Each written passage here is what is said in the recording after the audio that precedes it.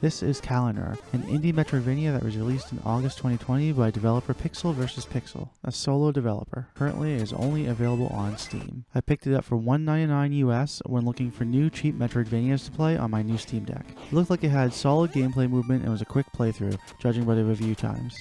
The story of the game is straight to the point. Defeat the mage Kalinur and bring peace back to the kingdom. The description on Steam even mentions that it's a mini Metroidvania, so you know what to expect. To beat the game, you have to beat the final boss. There's also a good ending and a bad ending, so it's not a completely linear game. You're free to explore as much as you want, with gates usually involving obtaining new items to bypass to the next area. The side quests involve getting all the items and finding all the coins, of which there are 7 bronze, 12 silver, and 10 gold coins to collect. Use these coins along with ones dropped from enemies to upgrade either your health or attack. If you are one who likes to grind out for upgrades, I personally think that makes the game too easy. You should be able to scale your upgrades for the difficulty of the game just from the coins picked up while exploring each location. The music is kinda cool but not overly memorable. The controls are smooth and feel great, which is the main reason to play this game. If you like controls that respond to your touch instantly and remind you of old Castlevania games, albeit with a dagger instead of a whip, then this game may be worth playing. Speaking of Castlevania, they definitely don't hide the fact that this game is a love story to Castlevania.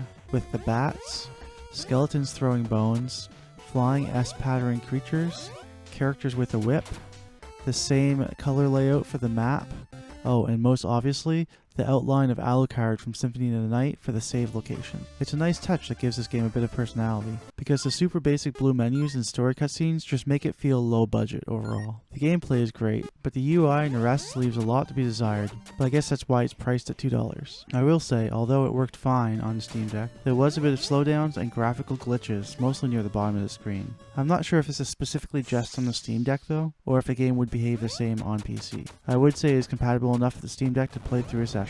To give you an idea of the 100% playthrough duration, I completed this game with all coins collected at 4.4 hours according to my Steam account. But keep in mind I'm quite experienced in Metroidvania games. I'd estimate it would take most people about 6 to 8 hours of play to get 100%. I would say this game is at a beginner level of difficulty. There is some platforming that is delicate while enemies are firing at you from all angles, so it is easy to die a few times. But overall I believe most gamers would beat this game within a day or two. The hardest part in my memory is actually near the start, after you battle the opening boss, and if your health is low at this point, getting to the next save spot is quite difficult. The boss battles can be difficult, but like most similar games, they have patterns you must learn to avoid getting hit, although if you upgrade your weapons enough, you can just stand still and smash them until they die. And check out this Dark Souls-like death scene. So is this game worth playing? If you love Metroidvanias and have already played through all the major ones, and are looking for something short to give you that taste, I think it's a decent minigame.